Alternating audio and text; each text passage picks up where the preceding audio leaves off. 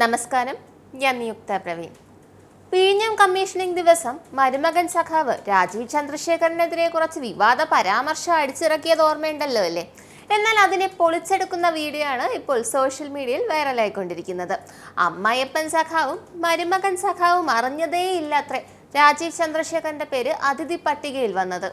ഞങ്ങൾ എന്തായാലും അതിഥി പട്ടികയിൽ രാജീവ് ചന്ദ്രശേഖരന്റെ പേര് കൊടുത്തിട്ടില്ല എന്നാണ് മുഖ്യൻ പറയുന്നത്. അത് കേന്ദ്രത്തിൽ നിന്ന് തന്ന ലിസ്റ്റിലാണ് അത്രേ അദ്ദേഹത്തിന്റെ പേരുണ്ടായിരുന്നത്. അപ്പോൾ നിങ്ങൾ കൊടുത്തിട്ടില്ല അല്ലേ? പേരേ കൊടുത്തിട്ടില്ല. അത് ശരി. അപ്പോൾ പിന്നെ നിങ്ങൾ തന്നെ ഈ വീഡിയോ ഒന്ന് കണ്ടു നോക്കേ. കേരളത്തിന്റെ ബഹുമാന്യായ മുഖ്യമന്ത്രി, കേന്ദ്ര shipping and port waterways minister Sarbananda Sonowal, കേന്ദ്രമന്ത്രിമാരായ ശ്രീ സുരേഷ് ഗോപി, ശ്രീ ജോർജ് കുര്യൻ, പിന്നീട് കേരളത്തിലെ പോർട്ട് മിനിസ്റ്റർ, കേരളത്തിലെ ഈ ജില്ലയിൽ തന്നെയുള്ള മന്ത്രിമാരായിട്ടുള്ള Shri V Sivankutty, Shri G R Anil, മത്സ്യ വകുപ്പിൻ്റെ ചുമതല വഹിക്കുന്ന ശ്രീ സജി ചെറിയാൻ,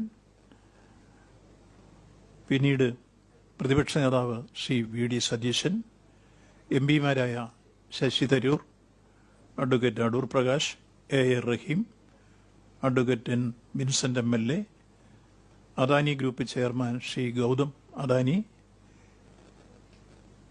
ആരാധ്യയായ മേയർ ആര്യ രാജേന്ദ്രൻ, മുൻ കേന്ദ്രമന്ത്രി ശ്രീ രാജീവ് ചന്ദ്രശേഖർ, കരൺ അദാനി, ഇത്രയും പേരുടെ പേരാണ് ഞങ്ങൾ കേന്ദ്രത്തിലേക്ക് അയച്ചു കൊടുത്തിരിക്കുന്നത്. ഇതിലാരൊക്കെ വേദിയിൽ സംസാരിക്കണമെന്നും ഡയസിലിരിക്കണമെന്നും എല്ലാം തീരുമാനിക്കുന്നത് പ്രധാനമന്ത്രിയുടെ ഓഫീസാണ്.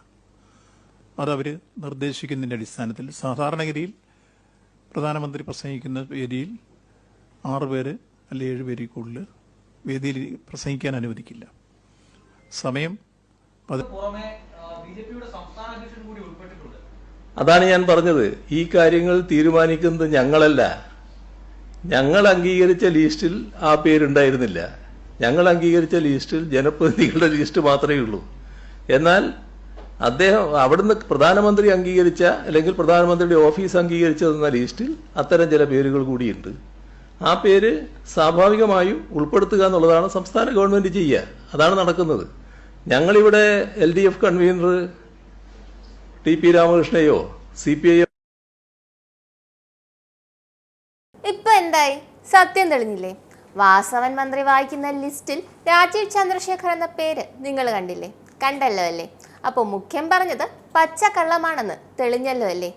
ഇനി ജനങ്ങൾക്ക് ചോദിക്കാനുള്ളത്, എന്തിനാണ് ഇങ്ങനെ ഉളുപ്പില്ലാതെ കള്ളം പറയുന്നത് എന്നാണ്. എന്താണ് യഥാർത്ഥത്തിൽ മരുമകന്റെ പ്രശ്നം? രാജീവ് ചന്ദ്രശേഖർ നേരത്തെ വന്നതോ?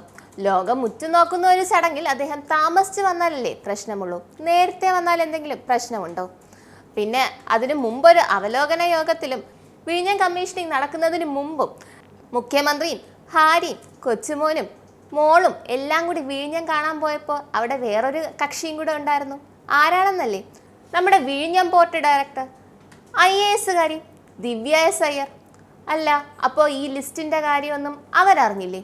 എന്തായാലും പിണറായി സഖാവിൻ്റെ അടുത്ത ആളല്ലേ ദിവ്യ. അപ്പം പിന്നെ പറയാതിരിക്കോ? അപ്പം അറിഞ്ഞ കാര്യം നിഷേധിക്കുന്നു, അത്രമാത്രം.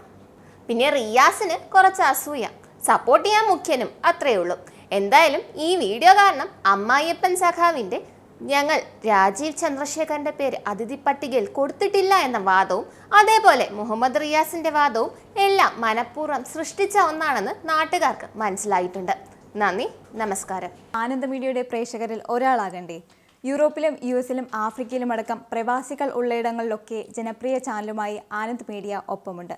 ഏഷ്യാനെറ്റ് ഫ്ലവേഴ്സ് അടക്കം നിങ്ങളുടെ വിരൽത്തുമ്പിലെത്തും. ആദ്യം റോക്കു ബോക്സ് സ്വന്തമാക്കുക. അതിൽ നിന്നും ആനന്ദ് മീഡിയ ആപ്ലിക്കേഷൻ ഡൗൺലോഡ് ചെയ്യുക, ഇൻസ്റ്റാൾ ചെയ്യുക. എന്നിട്ട് 02085866511 എന്ന നമ്പറിൽ ഞങ്ങളുടെ കസ്റ്റമർ കെയറിൽ ബന്ധപ്പെടുക. അല്ലെങ്കിൽ +91 735 660 3747 എന്ന നമ്പറിൽ വാട്സപ്പ് ചെയ്യുക. ആനന്ദ് മീഡിയയുടെ സേവനങ്ങൾ സ്വന്തമാക്കുക. മറ്റു ചാനലുകൾക്കൊപ്പം ആനന്ദ് TVയും എൻജോയ് ചെയ്യുക.